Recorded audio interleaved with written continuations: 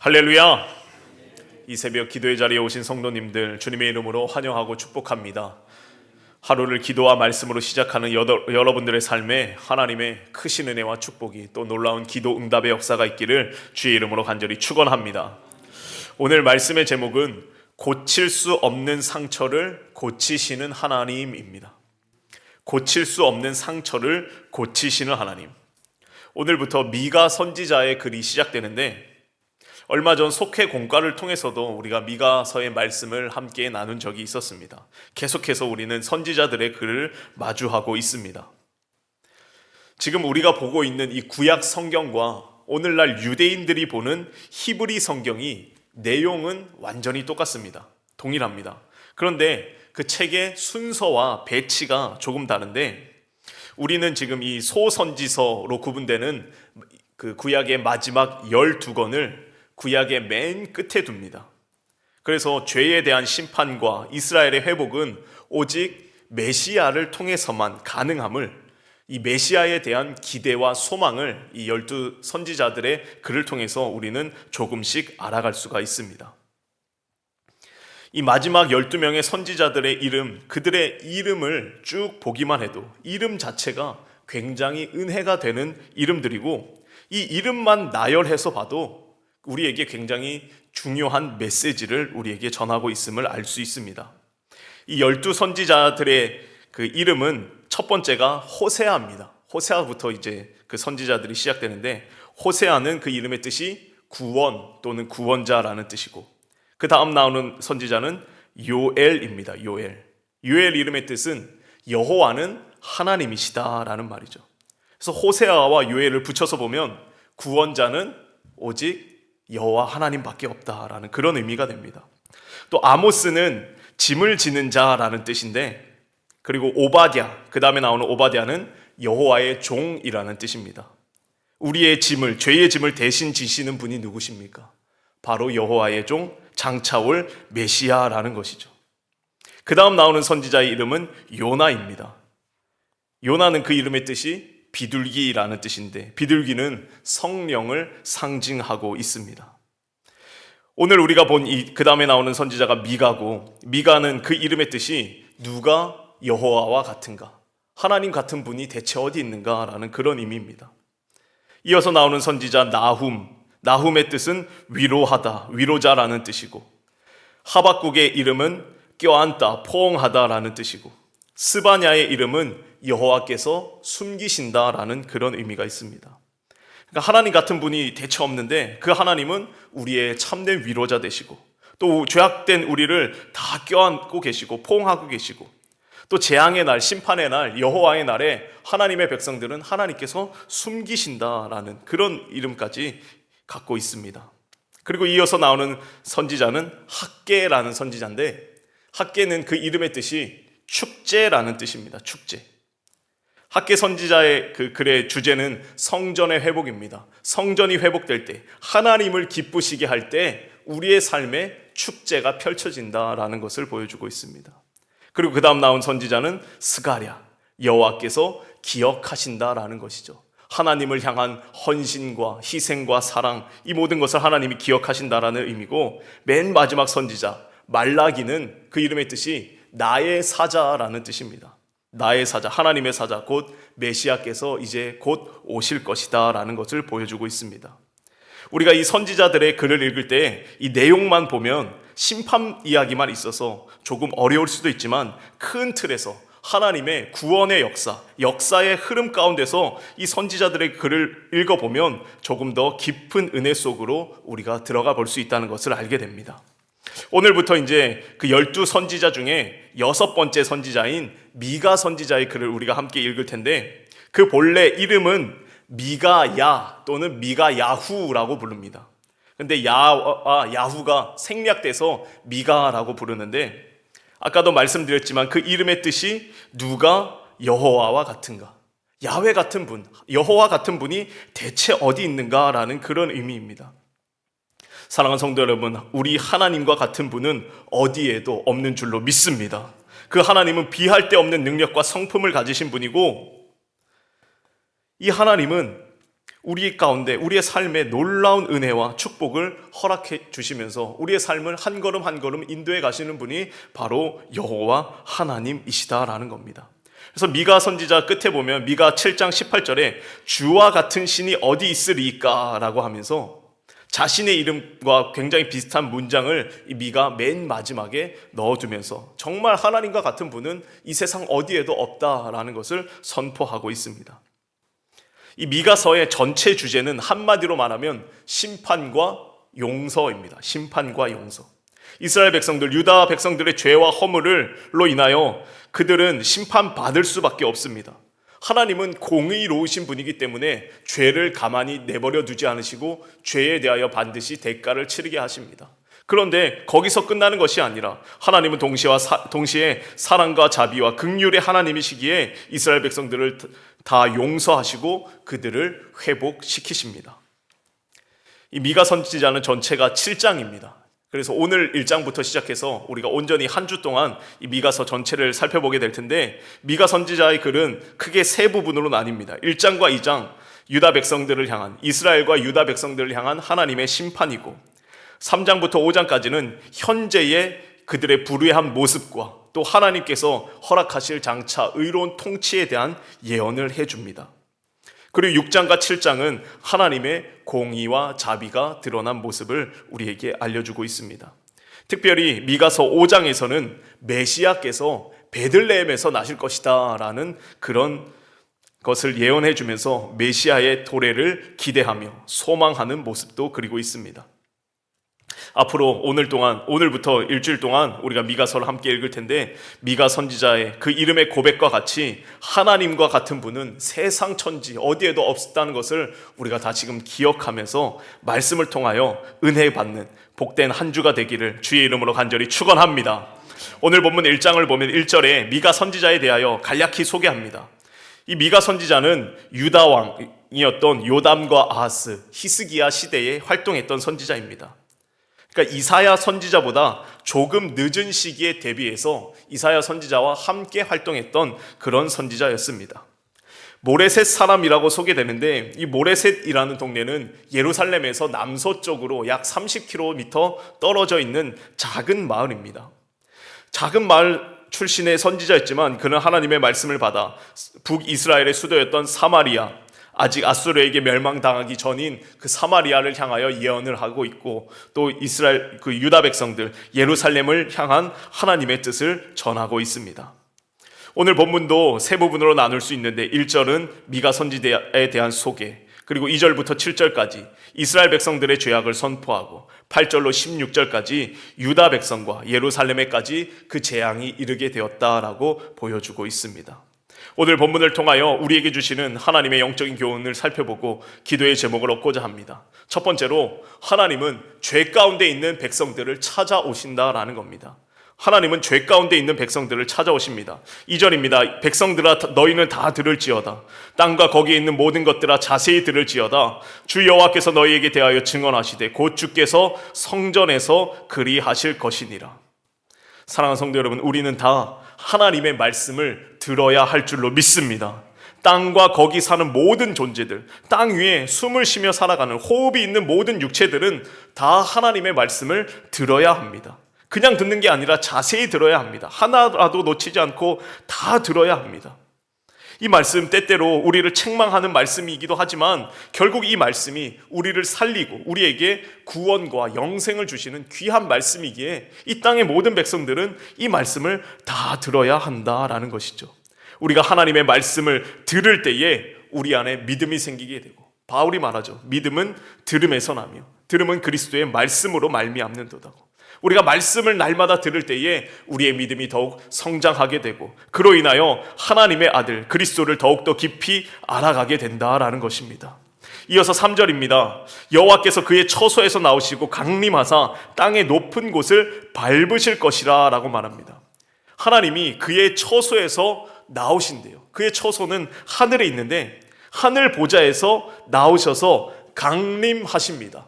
이 땅에 내려오십니다. 왜 내려오십니까?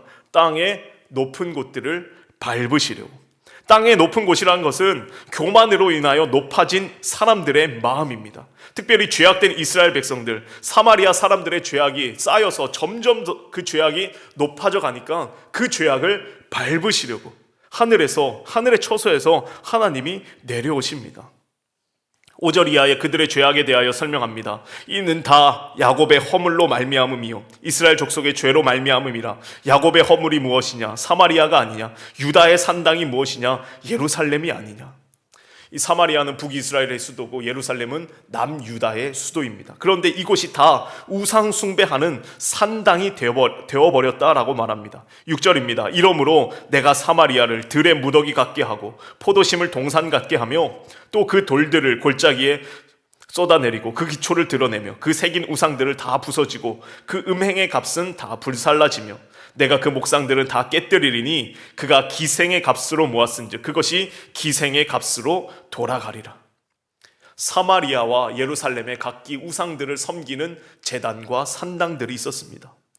예루살렘은 원래 하나님을 섬기는 성전이 있는데 그 성전에 그 안에 우상을 섬기는 제단을 다시 만든 것입니다. 거기에서 돌로 만든 우상, 나무로 만든 우상들이 있었고 그 우상 숭배 자체가 하나님 보시기에 너무나 음란한 행위였습니다. 우상 숭배는 그 자체가 영적인 간음입니다. 앞서 호세아서에서 하나님이 호세아의 삶을 통해서 하나님의 마음을 보여주지 않으셨습니까? 호세아에게 음란한 여인 고멜을 아내로 맞아서 결혼하게 하고 자식도 낳으라고 합니다. 하나님과 이스라엘 백성들의 관계, 호세아와 음란한 여인과의 관계와 똑같다라는 것이죠. 그것을 상징적으로 보여주셨습니다. 신랑 대신 하나님을 버리고 다른 우상을 찾아 신랑으로 맞이한 이스라엘 백성들, 그들의 죄악, 영적인 간음이었습니다. 그러기에 그 음행의 값을 다 불살라 버릴 것이고 우상들은 다 부서뜨릴 것이고 목상들을 다 깨뜨릴 것이다 라고 말씀하십니다. 사랑하는 성도 여러분, 하나님은 죄악 가운데 있는 당신의 백성들을 찾아오셔서 그들의 높은 곳을 밟으시며 교만하고 죄악된 모습을 심판하신다는 것을 기억하시기를 주의 이름으로 간절히 축원합니다. 그런데 이 죄를 심판하러 찾아오시는 것, 그것 자체가 우리에게는 은혜가 된다라는 거예요. 하나님이 당신의 백성들 죄악 가운데 그냥 내버려 둔다면 완전한 멸망, 완전한 파멸이기 때문에 하나님은 그들을 내버려 두시지 않고 그 죄악을 멸하시려고 친히 하늘 보좌에서, 하늘의 처소에서 이 땅으로 강림하시는 겁니다. 그리고 그들의 죄악을 심판하시고 그 죄를 뿌리 뽑으셔서 다시금 새롭게 하시려고 그들을 잠깐 징계하는 것, 이것이 곧 우리에게 은혜가 된다라는 것이죠. 그래서 바울은 로마서에서 이런 표현을 합니다. 죄가 더한 곳에 더욱 은혜가 넘쳤다라고 그런 표현을 해요. 사랑하는 성도 여러분, 하나님은 지금도 우리의 죄를 해결하시기 위하여 우리를 찾아오시는 줄로 믿습니다. 우리의 죄를 주님 앞에 날마다 고하며 회개함으로 하나님 허락하시는 큰 은혜를 경험하는 저와 여러분의 삶이 되시길 주의 이름으로 간절히 축원합니다. 두 번째로, 하나님은 고칠 수 없는 상처를 고치십니다. 8절입니다. 이러므로 내가 애통하며 애곡하고 벌거벗은 몸으로 행하며 들깨같이 애곡하고 타조같이 애통하리니 이는 그 상처는 고칠 수 없고 그것이 유다까지도 이르고 내 백성의 성문 곧 예루살렘에도 미쳤음이니라. 하나님은 이스라엘 백성들의 죄로 인하여 너무나 애통한 마음입니다. 여기서 애통하고 애곡하다라는 표현은 슬퍼서 울부짖을 때 쓰는 그런 단어들인데, 성경 다른 곳들을 보면 보통 이 말씀, 이 구절, 이 단어들은 누군가 죽었을 때, 누군가의 죽음으로 인하여 크게 슬퍼할 때 사용됐던 표현들입니다. 창세기 50장 10절을 보면 야곱이 죽었을 때 그의 아들 요셉이 크게 애곡하고 애통했다라는 표현이 나옵니다. 히브리어로 이 동일한 표현이에요. 그리고 사무엘하 13장을 보면 다윗이 죄를 범했을 때 밧세바의 남편이었던 우리아가 전쟁터에서 죽게 됩니다. 그래서 우리아의 죽음으로 인하여 밧세바가 애통하고 애곡을 했다라는 표현이 나옵니다. 죽음이라는 것, 더 이상 살아날 가능성이 없고 돌이킬 수 없기 때문에 우리에게 큰 슬픔으로 다가오는 것이죠. 그런데 하나님이 이스라엘 백성들을 보며 그런 마음을 느끼셨다라는 것입니다. 이스라엘 백성들, 저들이 완전히 죽은 것처럼 여겨졌다라는 거예요. 하나님의 입장에서 당신의 백성들, 자녀와 같은 백성들이 죽은 것 같고 더 이상 살 소망이 보이지 않기 때문에 저들을 보며 애통하며 애곡하는 것입니다. 8장 중반에 그 상처는 고칠 수 없다라는 거예요. 하나님 보시기에도 이스라엘 백성들이 가진 죄악으로 인한 상처와 아픔, 슬픔과 고통, 이것은 도저히 고칠 수 없는 그런 상처라는 것입니다. 사랑하는 성도 여러분, 하나님은 우리의 죄악을 보시고 인간의 죄악을 보시고 너무나 애통해한다는 것, 슬퍼한다는 것을 기억하시기를 주의 이름으로 간절히 축원합니다. 하나님은 세상의 죄를 보시고 얼마나 슬퍼하신지 모릅니다. 오늘날에도 이 땅에 얼마나 많은 죄악이 가득합니까? 음란과 마약과 동성애와 도박과 각종 중독의 문제들, 소돔과 고모라 시대보다, 노아의 시대보다 더하면 더했지 결코 덜하지 않은 것이 이 땅의 죄악의 모습입니다.